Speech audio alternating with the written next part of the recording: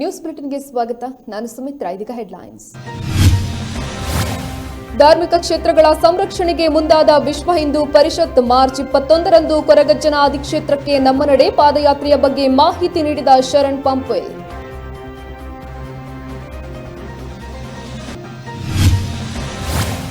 ಕರ್ನಾಟಕದಲ್ಲಿ ಹೆಚ್ಚುತ್ತಿದೆ ಕೊರೋನಾ ಸೋಂಕು. ಮಾಸ್ಕ್, ಸಾಮಾಜಿಕ ಅಂತರ ಕಾಪಾಡಿಕೊಳ್ಳದಿದ್ದರೆ ಕಠಿಣ ಕ್ರಮ. ಲಾಕ್ಡೌನ್ ಬಗ್ಗೆ ಡಾಕ್ಟರ್ ಸುಧಾಕರ್ ಸ್ಪಷ್ಟನೆ.